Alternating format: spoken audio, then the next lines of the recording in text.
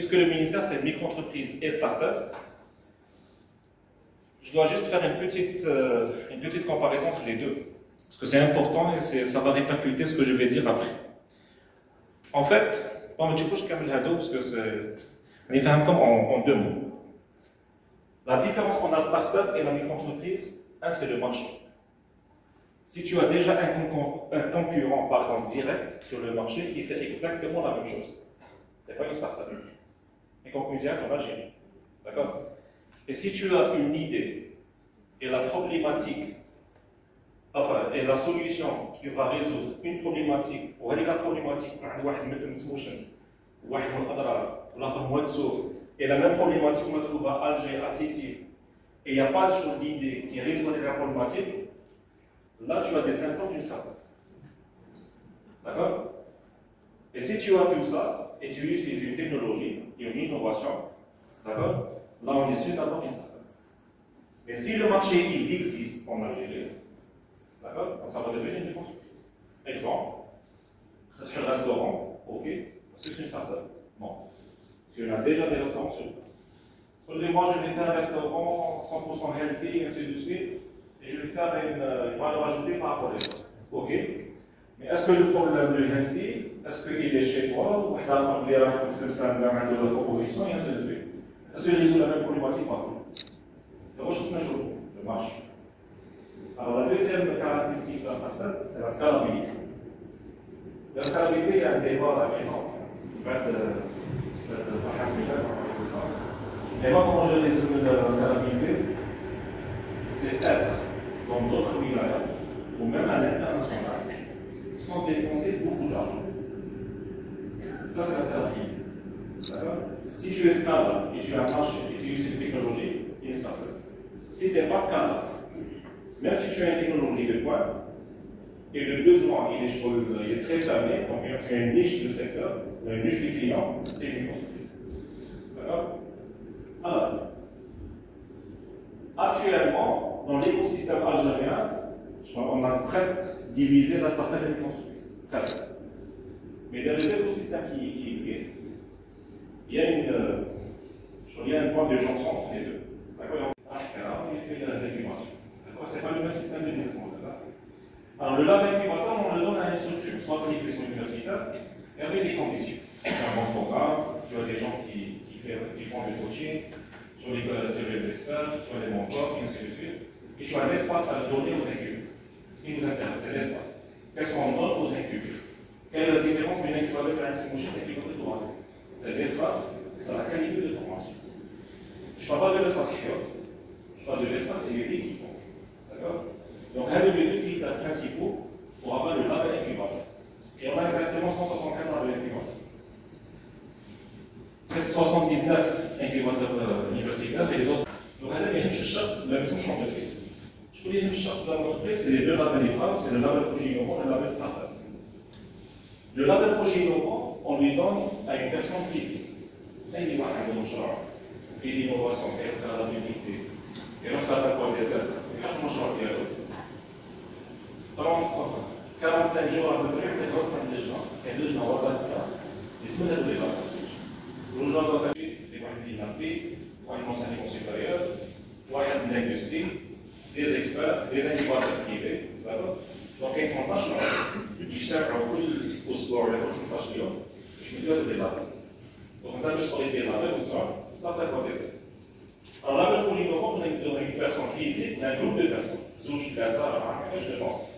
Mais je demande sur maximum 10 pour le projet innovant. Qui c'est pas le lever à l'innovation?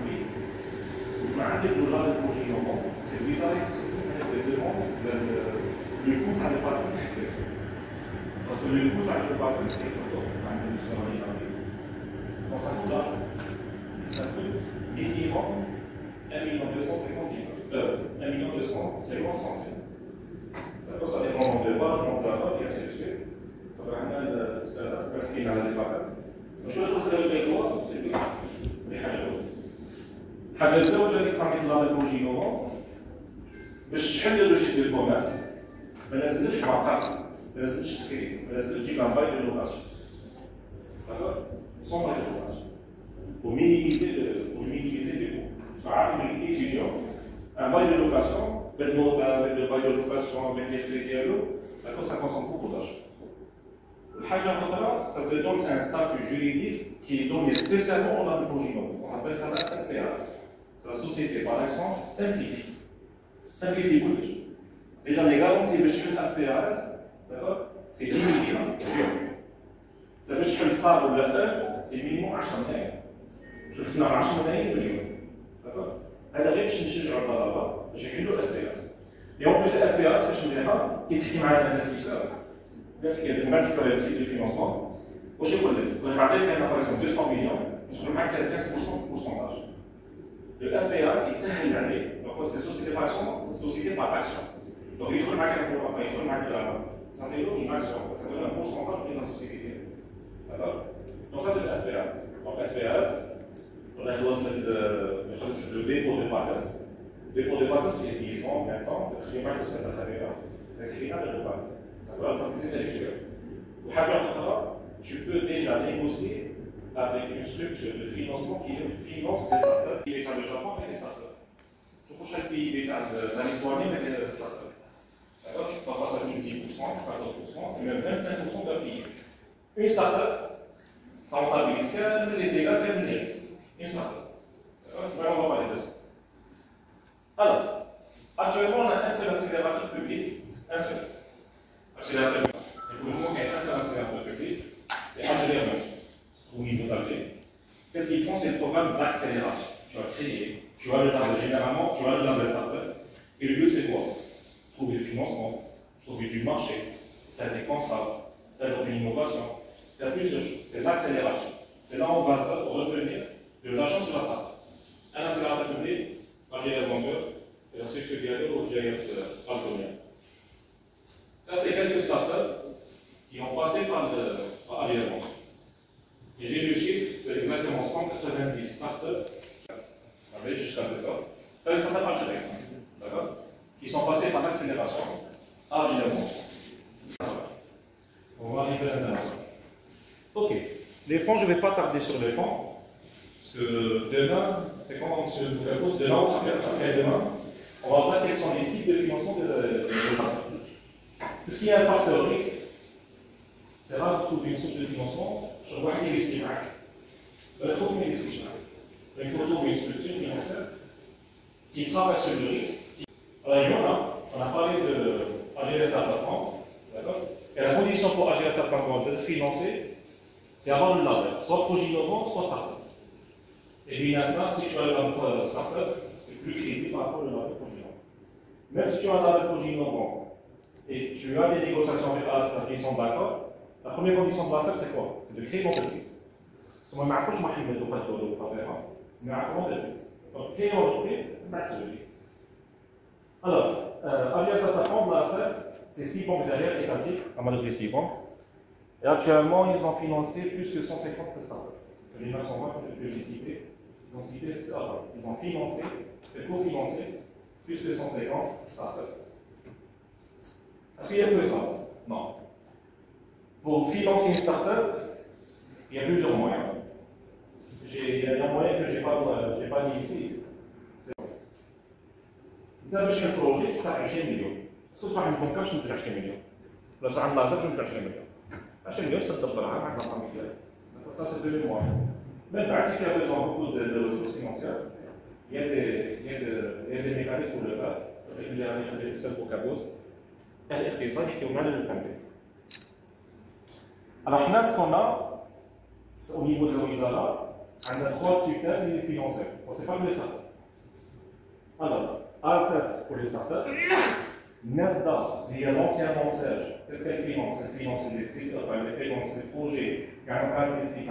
Donc, c'est lui qui il y a une chose qui est, mais à chaque année, c'est le million qui est là, il y a 10 millions. D'accord? Je travaille avec ces projets. Il y a moins d'engins. Donc, l'engin de NASDA, la tutelle gagnante. L'ASF, c'est avec nous, la tutelle gagnante, c'est le ministère des Finances. D'accord?